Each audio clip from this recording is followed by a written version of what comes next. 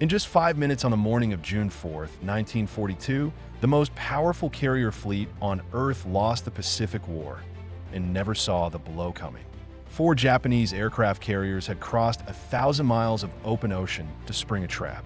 Their target, a tiny speck of coral called Midway, and the last American carriers still afloat.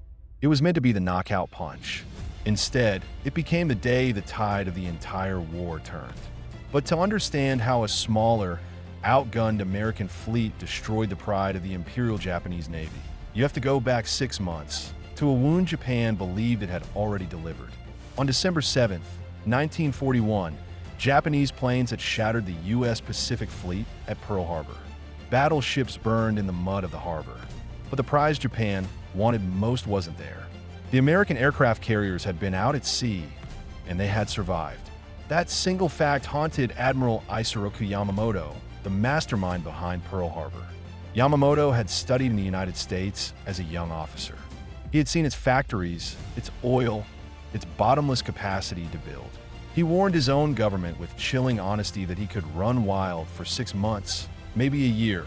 But after that, he had, in his own words, utterly no confidence. He knew that if Japan didn't finish the American carriers quickly, America's industry would eventually bury them. So Yamamoto designed a trap.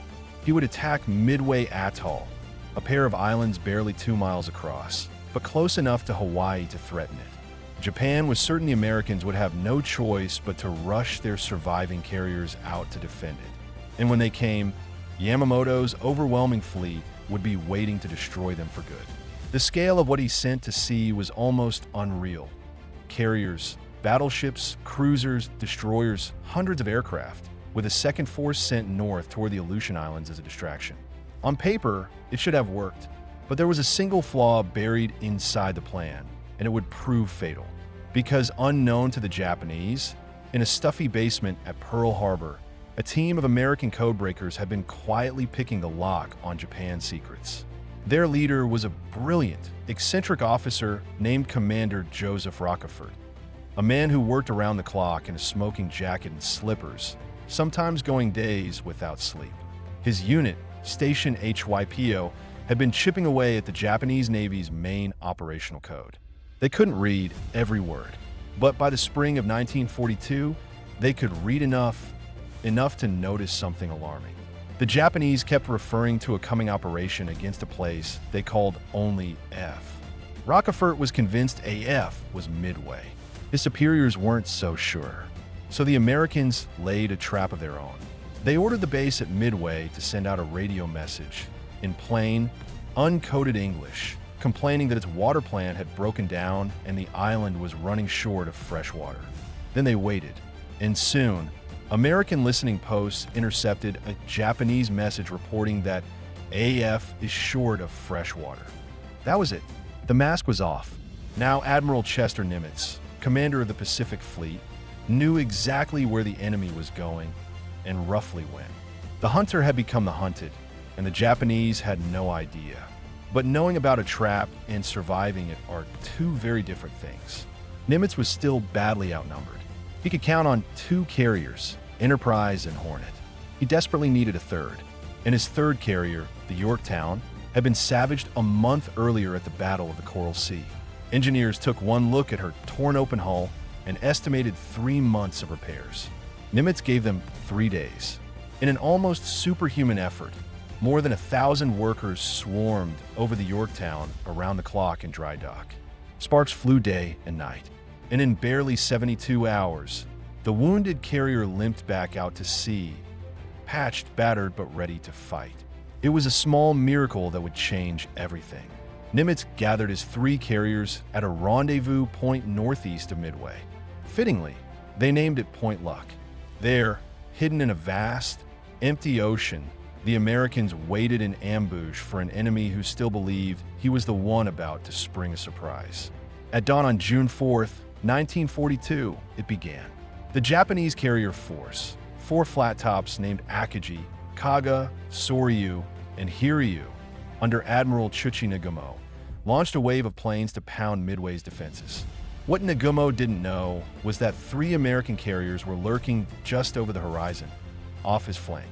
Now came the chaos. Wave after wave of American aircraft, land-based bombers from Midway, then torpedo planes from the carriers attacked the Japanese fleet. And wave after wave was cut to pieces. The American torpedo bombers were slow, outdated devastators, lumbering in low over the water with almost no fighter cover. The nimble Japanese Zeros fell on them like wolves. Entire squadrons were wiped out. One torpedo squadron went in, and almost every single man was killed. Their planes swatted into the sea one after another. It looked like a massacre. It looked like the American attack had failed completely. But that sacrifice had done something invisible and decisive. To butcher those low-flying torpedo planes, the Japanese fighters had dropped right down to sea level. The skies high above the Japanese carriers were now wide open, and they were about to be filled. High overhead, another group of American planes was lost. Lieutenant Commander Wade McCluskey led a formation of dauntless dive bombers from the Enterprise. They had reached the spot where the Japanese carriers were supposed to be and found nothing but empty ocean. Nagumo had changed course. McCluskey's fuel was running low. Every extra minute of searching brought his men closer to ditching in the sea. The safe choice was to turn for home. Instead, McCluskey made a decision that Admiral Nimitz would later say decided the fate of our carrier task force. He kept searching, and then he saw it. The long white wake of a single Japanese destroyer racing across the ocean far below. McCluskey guessed, correctly, that it was hurrying to rejoin the main fleet. He followed it like an arrow. Minutes later, the sea opened up beneath him, and there they were. The Japanese carriers, their decks crowded with aircraft, fueling and arming for their next strike. At almost the same instant, dive bombers from the Yorktown arrived from a different direction. By sheer courage and chance, 3 squadrons converged over the enemy at the same moment, at the perfect altitude, with the Japanese fighters still down at the waves. What happened next took about 5 minutes. The Dauntless tipped over and screamed down out of the sun.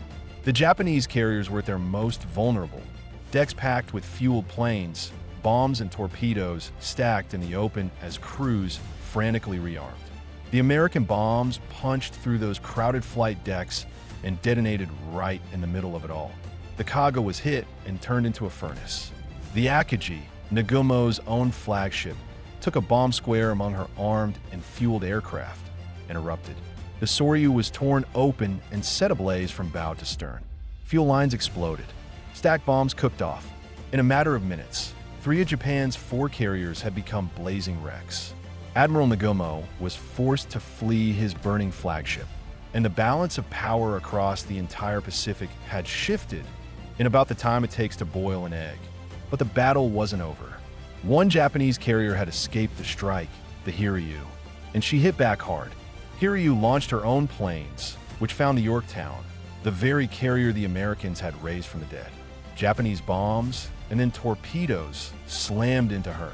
The Yorktown lost power and heeled over so far the crew feared she would capsize. The order came to abandon ship.